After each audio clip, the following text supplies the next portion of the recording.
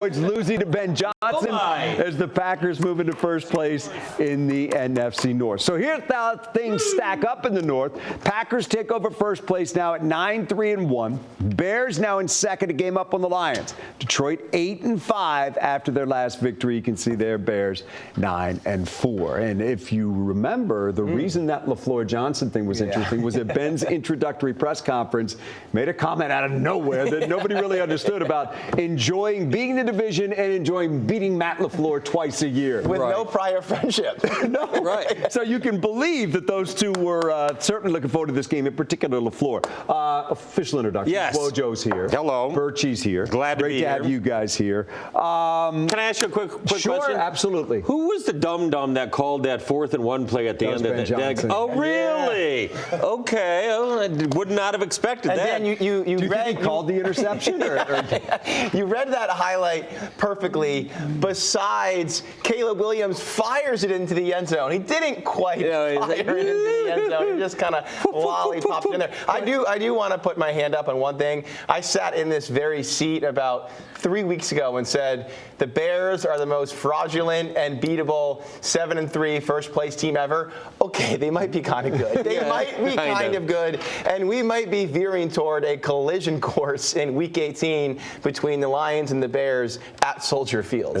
We'll see what it comes down to. I mean, the Lions got what they needed. To even be in that conversation, they had to win that game against Dallas. And I think going into that game, obviously part of the story was Dallas was so hot. Their defense was smothering everybody. The offense was #1 in the NFL. Their passing game was terrific against the Lions' pass defense, which had not been good the past couple of weeks. But the one thing that you kind of held out and said, the Lions can win because we've seen them play that type of football they played on Thursday night. We just hadn't seen it, except maybe Washington, for about 5 or 6 weeks. We saw it Thursday. Yeah, and I switched my pick to the Lions clearly and solely because of Amon-Ra, the fourth quarter? Amon-Ra St. Brown and the spirit that he brought. And you think, oh, please, come on. No. And the plays he made. But we probably overestimated Dallas's defense to a certain degree, certainly. And the Lions held up against those receivers. CeeDee Lamb went out. That certainly helped.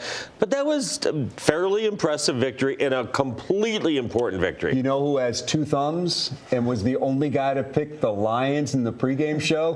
That guy. That guy.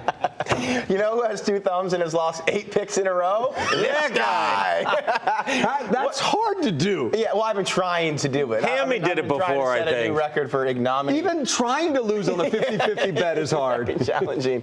I'm picking on behalf of Detroit now and just picking against them so that we can manifest these wins. Fair enough. I do want to say one more note on St. Brown. 6 days before that game, he couldn't walk. He was hobbling around on crutches.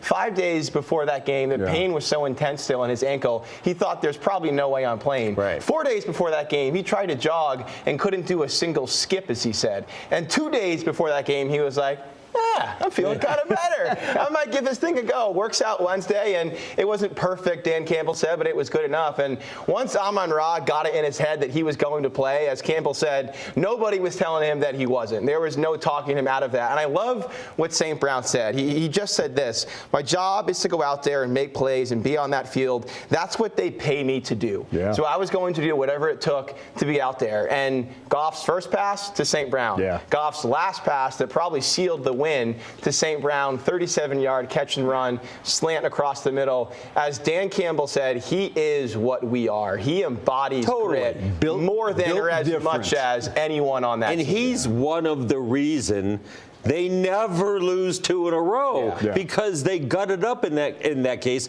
And we also, before the game, said, Kelvin Shepherd, he's going to have to dig something up, do something different defensively, and show some different looks. And they did. They had blitzes coming from different directions. They got takeaways, 2 takeaways, if I recall. 3. Correct. 3, right? Points off. Absolutely. And 3 sacks, 4 sacks, 5 sacks. I lost track. Sackalicious. And Derek Barnes rushing from different directions. intercepting the ball. It was that we expect that out of the offense, although they were very good. The defense really stepped up. Yeah. So here's the thing. Got to keep winning. Rams, Seattle, 10-3. One of them will probably win the division.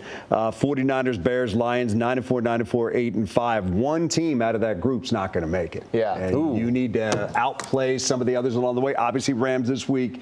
LA, the early favorite, 4.5 points. Those corners have to step up for the Lions next week, but they lose Branch for the season and unfortunately likely most of next season. We don't really know about Kirby. We don't really know about Thomas Harper, but for as well as everyone played defensively on Thursday night, both DJ Reed and Amik Robertson were the first to say, look, we lost our matchups. Like DJ Reed got beat by CeeDee Lamb and Amik Robertson got beat by Pickens, and those two against Devontae and Puka have to level up next Sunday. Yeah, it's going to be a challenge. There's no doubt about that. All right, let's get